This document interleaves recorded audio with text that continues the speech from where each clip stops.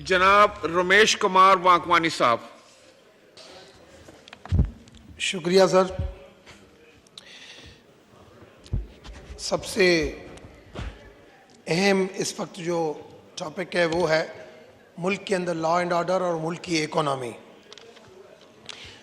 मेरी बहुत इसके ऊपर से गहरी नज़र रहती है और मैं अमूमन जब भी ऐसे हालात होते हैं तो मैं उसके लिए पहले बताता हूं कि ये चीज़ें हम इस गलत डायरेक्शन के ऊपर जाते हैं, और मैं असेंबली में भी बात करके बताता हूं और मैं लिख के भी बताता हूं।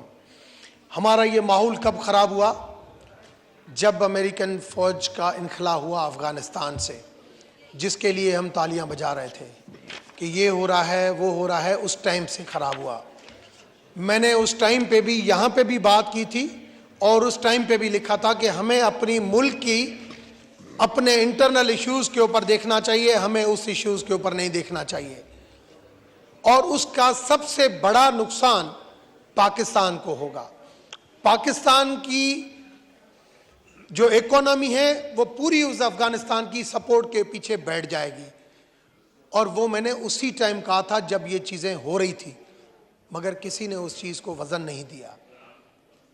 अगर उस टाइम पे ये सोचा जाता, उस टाइम पे अफगानिस्तान के अंदर 124 रुपए का डॉलर था और पाकिस्तानी रुपीस में रोजाना मिलियंस के हिसाब से पाकिस्तानी रुपीस वहां जाते थे और पाकिस्तानी डॉलर वहां पे 170 में परचेज होता था फ्रॉम काबुल, और यहां पे पाकिस्तान के अंदर वो पेशावर में 178 का डॉलर बिकता था।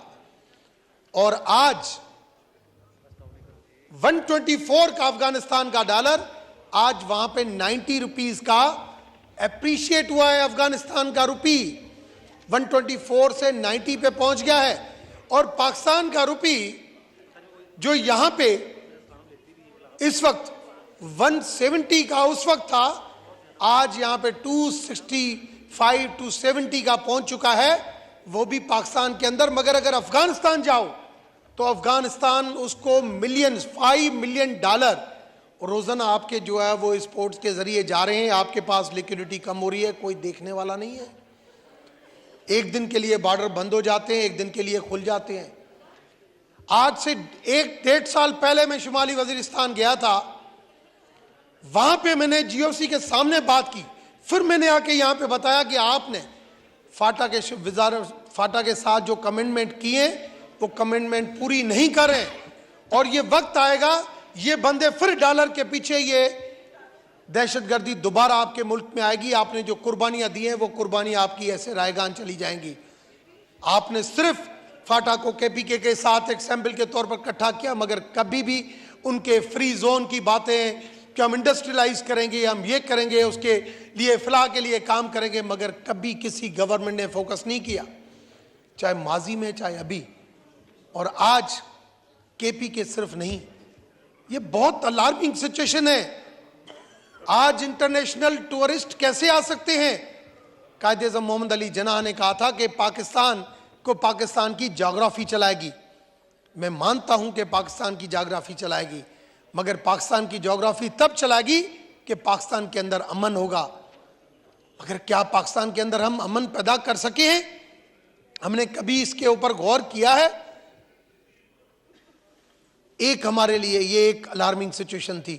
दूसरा, आ गई इकोनॉमिकली सिचुएशन।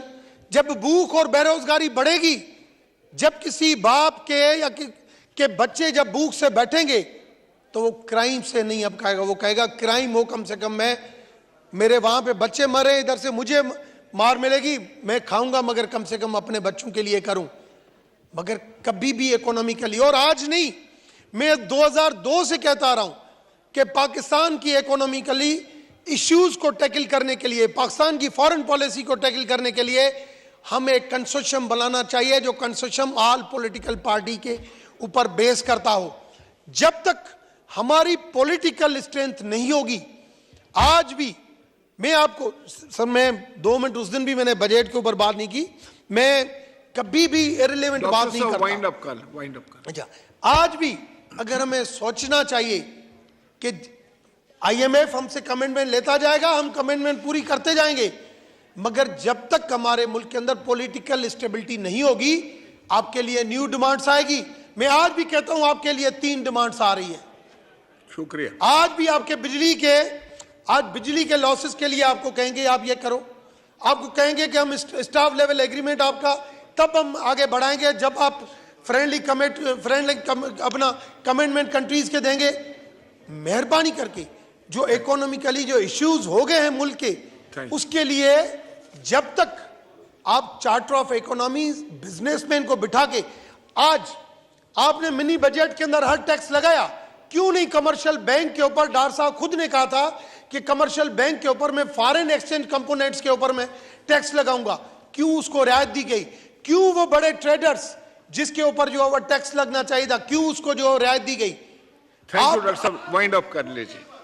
लास्ट मैं एक मिनट में, अच्छा आज भी जो लॉसेस, आप बिजली लॉसेस की बात कर रहे हैं, आप सिर्फ उसकी सब्सिडी के ऊपर जो बड़े बड़े लोगों को सब्सिडी देते हैं, आपका पॉइंट आ गया। हमें आपकी मर्जी है सर।